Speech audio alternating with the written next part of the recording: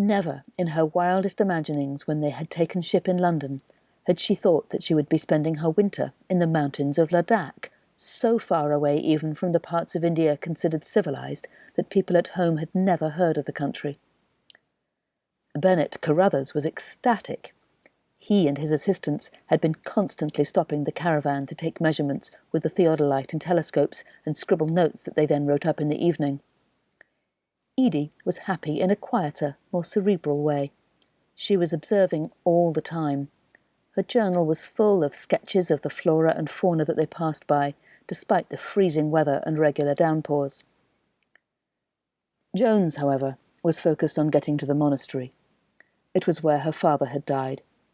His ashes were scattered in the river there. Jones hadn't said too much, but Edie assumed that she wanted to pay her respects.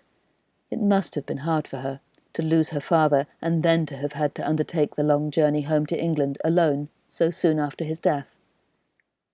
Jones had spoken one evening around the fire about the promise she had made the old man on his deathbed.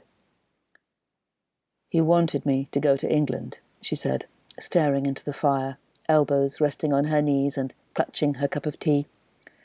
"He said he thought sometimes he hadn't done right by me, that he'd let me down by not sending me to stay with my aunt when I was a child." She took a drink.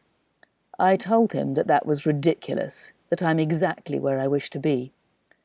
Nevertheless, he became remarkably distressed."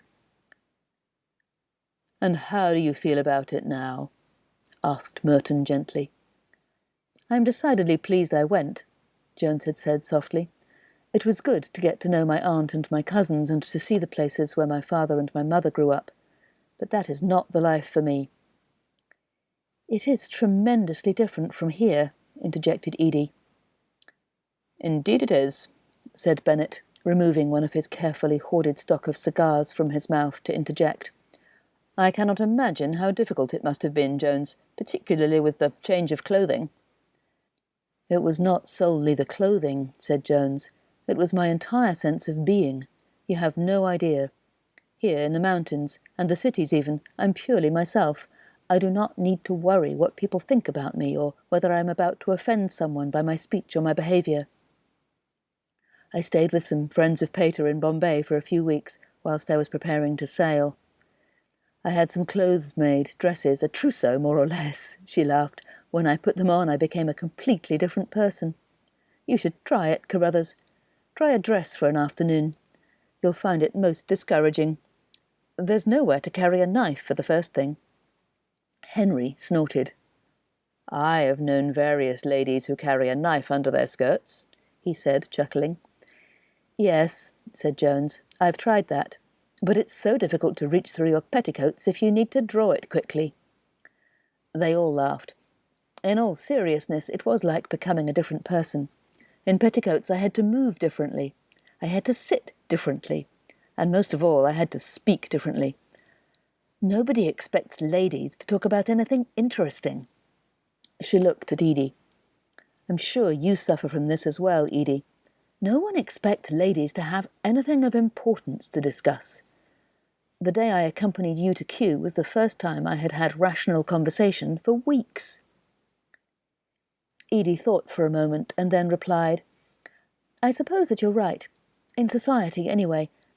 My family, my brothers and sisters and my parents, have always encouraged me to develop my own interests. Of course, it's awfully convenient that Henry and I are both inclined the same way.